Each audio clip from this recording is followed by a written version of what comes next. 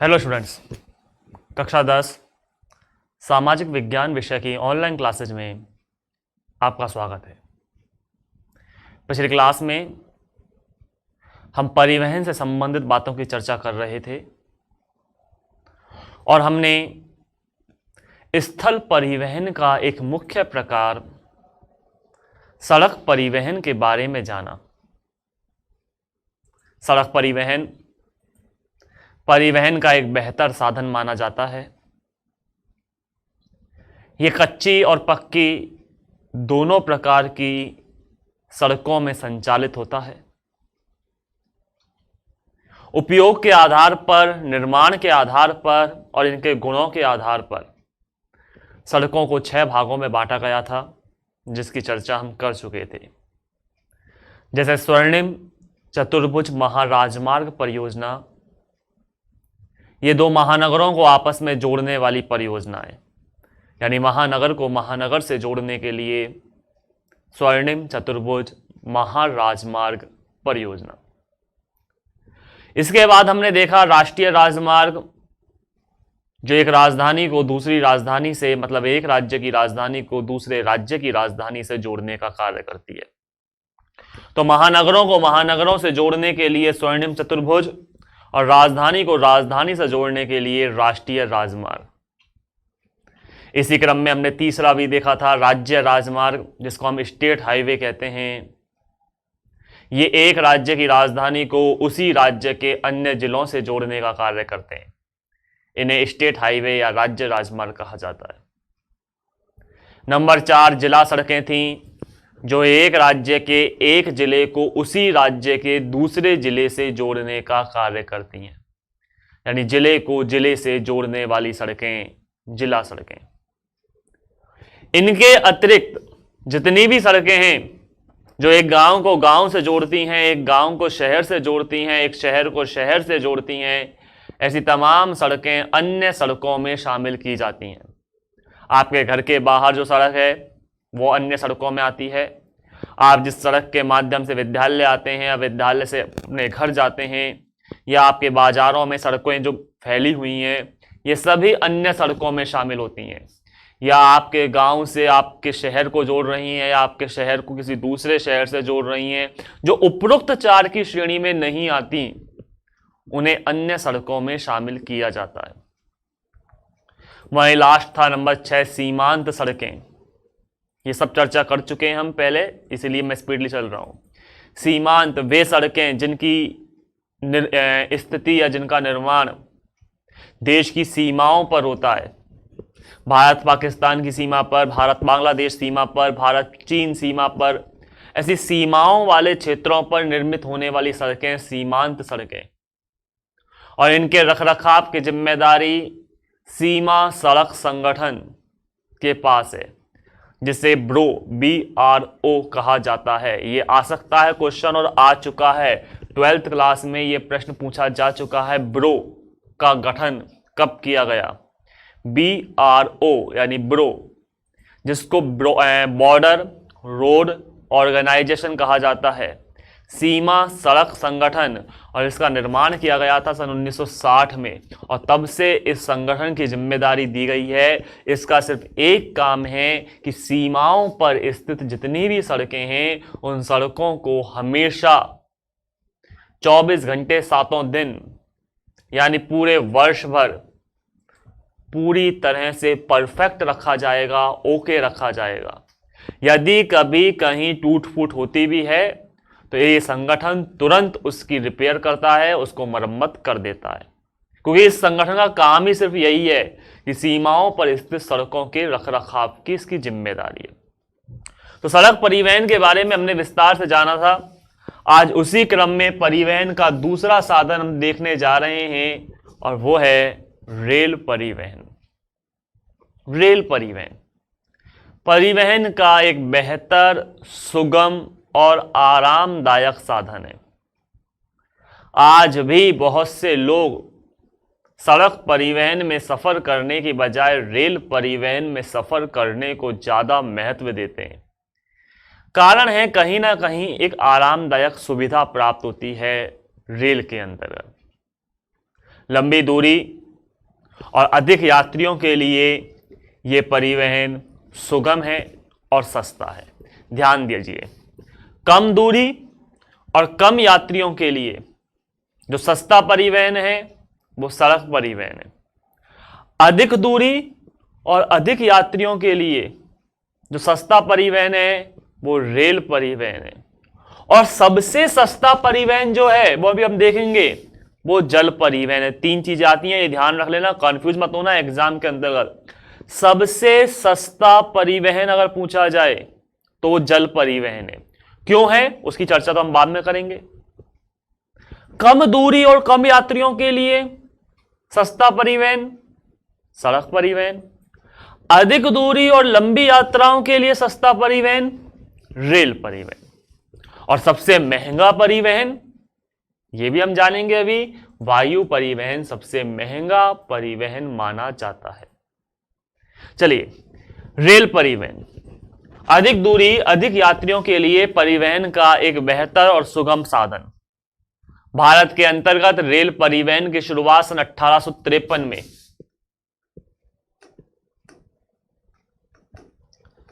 बंबई से थाने, महाराष्ट्र के अंतर्गत जगह हैं ये दोनों ही।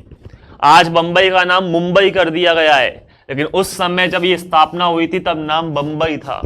एग्जाम में आपको मुंबई भी मिल सकता है, बंबई भी मिल सकता है, दोनों ही सही लिख सकते हो, कोई दिक्कत नहीं है, लेकिन प्रायोरिटी आप बंबई दें तो बेटर रहेगा क्योंकि उस समय का नाम बंबई था। तो 1853 में बंबई से थाने के मध्य भारत में पहली रेलगाड़ी चली थी। 33.6 किलोमीटर लंबा रेल मार्ग था। हालांकि किताबों के अंतर्गत इसे राउंड फिगर करके 34 किलोमीटर कर दिया जाता है, लेकिन एक्चुअलिटी में बंबई से थाने, ये दोनों ही जगह महाराष्ट्र के अंतर्गत हैं। ये थाने का मतलब ये नहीं कोई पुलिस थाना है, थाने जगह है। तो बंबई से लेकर थाने के मध्य 1853 के अंतर्गत तारीख थी 16 अप्रैल 1853 को पहली रेलगाड़ी चलाई गई थी 33.6 किलोमीटर लंबे रेल मार्ग पर। अंग्रेजी शासन के दौरान इसे संचालित किया गया था। धीरे धीरे समय बदलता चला गया, समय बढ़ता चला गया और आज रेल परिवहन के मामले में भारत अग्रणी भूमिका निभा रहा है। एशिया का सबसे बड़ा रेल नेटवर्क आज भारत का ही है। तो रेल परिवहन की शुरुआत 1853 में।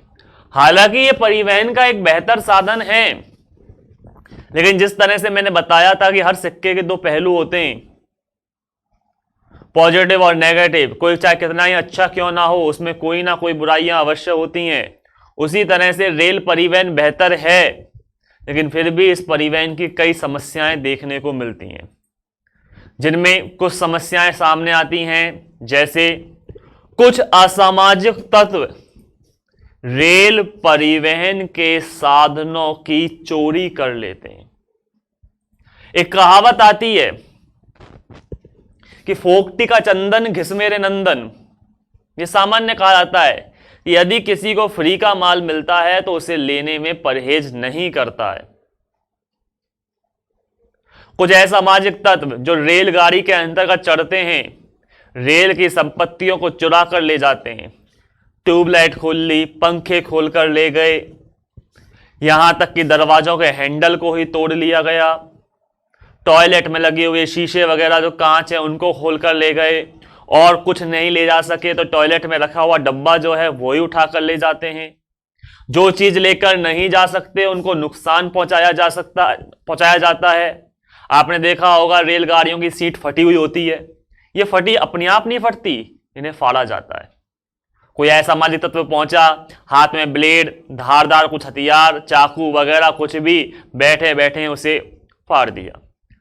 सीटों की लकड़ियां टूटी होती हैं, खिड़कियों के एंगल जो ग्रिल वगैरह है वो टूटी होती है। ये सब हम जैसे मानव ही करते हैं, अर्थात हम यूं नहीं कह सकते कि हम असामाजिक तत्व हैं या आप हैं या हम ऐसा कार्य करते हैं, लेकिन समाज का कोई ना कोई व्यक्ति तो ऐसा कार्य करता है, तभी तो ये होता है।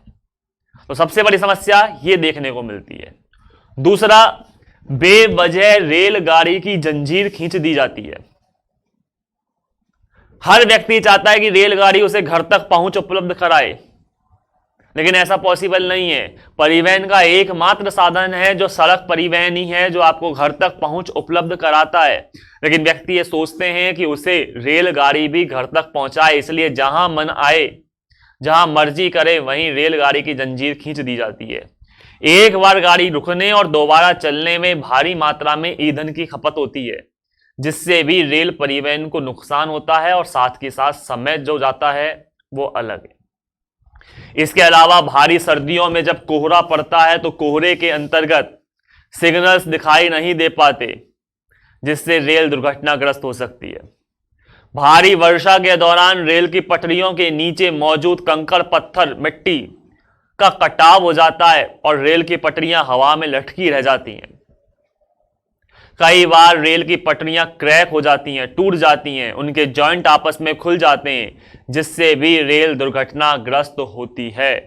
तो ऐसी कई समस्याएं देखने को मिलती हैं और इससे भी ज्यादा बड़ी समस्या आती है आजकल बिना टिकट रेल यात्रा करने में। बड़ा आनंद आता है फ्री की यात्रा करने में, विशेषकर छोटे गांव, छोटे स्टेशन जहां पर चेकिंग सुविधा नहीं है, वहां का यात्री तो कभी टिकट लेता ही नहीं है, क्योंकि मालूम है कोई चेक करने वाला, कोई पकड़ने वाला तो है ही नहीं। और फ्री की यात्रा करने में बड़ा गर्व महसूस होता है, अरे मैंने 10 रुपए बचा लिए।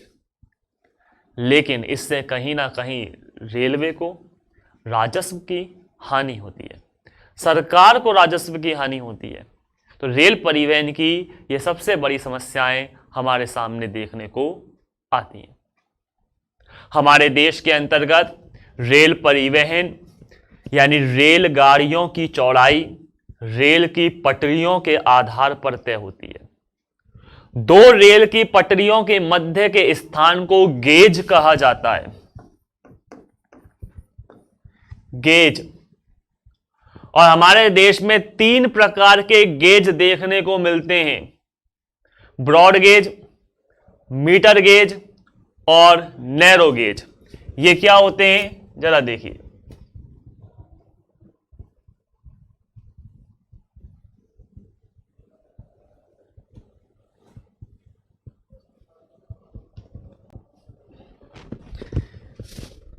बड़ी लाइन जिन्हें ब्रॉड गेज कहा जाता है, इसका मतलब होता है कि 2 रेल की पटरियां, आपने देखा होगा इस तरह से रेल की पटरियां जाती हैं, ये दोनों पटरियां समानांतर चलती हैं। यदि इन दोनों पटरियों के मध्य यानी इसके और इसके मध्य इतना दूरी है 1.676 की मीटर में आता है, तो ये ब्रॉड गेज में बड़ी लाइनें। चौड़ाई इनकी अधिक है, जब इनकी चौड़ाई अधिक होगी तो रेल के डब्बे की चौड़ाई भी स्वतः ही ज्यादा हो जाएगी। फिर आता है मीटर लाइन, यानी इन दोनों के मध्य सिर्फ 1 मीटर का अंतर है। और फिर छोटी लाइन यानी नैरो गेज, जिनके मध्य इतना अंतर सामने देखने को मिलता है। अब ये कैसे होता है, आपने देखा होगा बहुत से विद्यार्थी ऐसी अलग अलग प्रकार की ट्रेन्स में बैठे होंगे। हमारे यहाँ के क्षेत्रों में जो ट्रेन्स मिलती हैं वो इस तरह से मिलती हैं, देखना आप। डब्बे में 4 जनों की सीट बैठने को यहां होती है, 1 जने की सीट यहां होती है, बीच में खाली स्थान होता है जो आने जाने के लिए होता है। 4 यहां बैठ सकते हैं और 1 यहां बैठ सकते हैं, यानी 10 जनों का एक अपार्टमेंट हो सकता है, हम ये कह सकते हैं एक क्षेत्र हो सकता है जिसमें 10 जने बैठ सकते हैं। 4 4 8 9 और 10 ये बैठते हैं किसमें, बड़ी लाइन वाले ब्रॉड गेज में। मीटर गेज में क्या होता है, यहां सिर्फ 3 लोग बैठ सकते हैं और एक यहां बैठते हैं, क्योंकि रेल की पटरी छोटी हो गई है। जब पटरी छोटी हुई तो डब्बे का आकार भी क्या होगा, छोटा होगा। और नैरो गेज के अंदर क्या होता है कि 2 यहां बैठ सकते हैं और 2 यहां बैठ सकते हैं। यानी अब देखिए, यहां 4 व्यक्ति बैठ सकते हैं एक तरफ, यहां 5 व्यक्ति बैठ सकते हैं एक तरफ, और बड़ी लाइन में ब्रॉड गेज में 6 व्यक्ति बैठ सकते हैं एक तरफ। तो ये रेलगाड़ी की चौड़ाई रेल की पटरियों के ऊपर डिपेंड करती है। जितनी चौड़ी पटरियां होंगी उसी प्रकार से रेल के डब्बे का आकार भी बढ़ता और घटता चला जाता है। धौलपुर के अंतर्गत आज भी छोटी लाइनें हैं, नैरो गेज संचालित होती है। चलिए खैर, ये रेल की पटरियों से संबंधित और रेल से संबंधित कुछ सामान्य चर्चा हुई। रेल परिवहन के बाद हमारा जो दूसरा परिवहन आता है वो आता है पाइपलाइन परिवहन। पाइपलाइन परिवहन परिवहन का एक आधुनिक और उन्नत साधन है। इसमें हम और आप चाहे यात्रा नहीं करते हो, लेकिन इसके अंतर्गत तरल एवं गैसीय पदार्थों का आदान प्रदान संभव है। ठोस पदार्थों को, सॉलिड पदार्थों को भी लिक्विड बनाकर इनके माध्यम से एक स्थान से दूसरे स्थान पर भेजा जा सकता है। बिल्कुल सुरक्षित है, पर्यावरण प्रदूषण इसमें नहीं होता। जिस तरह से रेल परिवहन में, सड़क परिवहन में पर्यावरण प्रदूषण होता है, इसमें कोई प्रदूषण नहीं होता। शुरुआती खर्चा अधिक आता है, लेकिन बाद में इसका कोई खर्चा नहीं होता है। यहां तक कि परिवहन में देरी जैसी समस्याएं भी इसमें नहीं होती। एग्जाम्पल, मान लीजिए आप सड़क के माध्यम से कोई तरल पदार्थ यानी पेट्रोल ही ले लीजिए, पेट्रोल को आप एक स्थान से दूसरे स्थान पर लेकर जा रहे हैं, टैंकर है आपके पास पेट्रोल का पूरा, और आप सड़क के माध्यम से उसे किसी दूसरे शहर ले जा रहे हैं। अचानक आपसे आगे चलने वाली गाड़ी दुर्घटनाग्रस्त हो गई और वो इस तरह पलट गई कि पूरा रास्ता ब्लॉक हो गया। अब आप खड़े रहिए, बैठे रहिए तब तक जब तक आगे वाली गाड़ी को हटाया नहीं जाएगा, जब तक आगे का रास्ता ओपन नहीं होगा, तब तक आप अपने टैंकर को आगे नहीं बढ़ा सकते। देरी हो गई आपको। दूसरा, टैंकर लेकर जा रहे हो तो उस टैंकर के अंतर्गत फ्यूल भी इस्तेमाल होगा, पेट्रोल इस्तेमाल हो या डीजल इस्तेमाल हो, जो भी हो। जब फ्यूल का हम इस्तेमाल करेंगे तो उससे कार्बन विमुक्त होगा, और कार्बन विमुक्त होगा तो यह वातावरण को प्रदूषित करेगा, यानी प्रदूषण की समस्या इसके अंतर्गत है। तीसरा, सुरक्षा का कोई इसमें इलाज नहीं है। मान लीजिए कहीं से टैंकर लीकेज हो गया किसी भी प्रकार से और कोई चिंगारी उसे मिल गई तो विस्फोट संभव है, तो हर प्रकार से दुर्घटनाग्रस्त हो सकता है। लेकिन यदि यही चीज पाइपलाइनों के माध्यम से जमीन के अंदर अंडरग्राउंड करके भेजी जाए तो पहली बात, वाहन में देरी जो समस्या है वो नहीं लगेगी। ऐसा थोड़ी कि आगे वाला पेट्रोल कहेगा कि पहले मैं जाऊंगा उसका तू आना पीछे से। वो तो लिक्विड है, आगे बढ़ता चला जाएगा और पीछे से लिक्विड आता चला जाएगा। दूसरा, प्रदूषण इसमें कुछ भी नहीं है, पाइपों को बिछाने में काहे का प्रदूषण। और तीसरा, दुर्घटना का भी इसमें अंदेशा नहीं होता है। तो पाइपलाइन परिवहन का एक आधुनिक और बेहतर साधन है जिससे तरल एवं गैसीय पदार्थों का आदान प्रदान किया जा सकता है। भारत के अंतर्गत 3 प्रमुख पाइपलाइन है जिसके माध्यम से पेट्रोलियम और प्राकृतिक गैस का आदान प्रदान होता है। इन 3 प्रकार की पाइपलाइनों के अंतर्गत अगर देखा जाए तो पहली पाइपलाइन जो आती है आपकी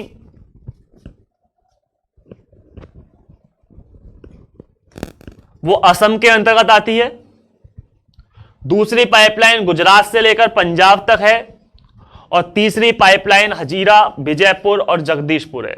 भारत की सबसे बड़ी तीसरी पाइपलाइन अभी हम देखेंगे आगे, तीसरी पाइपलाइन है जिसकी लंबाई लगभग 1700 किलोमीटर तक की है। और राजस्थान में भी जो पाइपलाइन आ रही है कोटा और कोटा से सवाई माधोपुर तक, वो इसी पाइपलाइन के माध्यम से सप्लाई की जाती है गैस की। आपने देखा होगा हमारे यहाँ जो गैस सिलेंडर भरे जाते हैं वो यहीं सवाई माधोपुर से भरे जाते हैं, और ये सवाई माधोपुर जुड़ा हुआ कौन सी पाइपलाइन से, कोटा के क्षेत्र से, अंता 12 का क्षेत्र है, और ये पाइपलाइन जुड़ी हुई है हजीरा, विजयपुर और जगदीशपुर पाइपलाइन से। तो भारत की सबसे बड़ी पाइपलाइन हजीरा, विजयपुर और जगदीशपुर। समझाने की कोई चीज नहीं है, यहां पर सिर्फ जगहों के नाम है, वो आपको प्रिपेयर करने।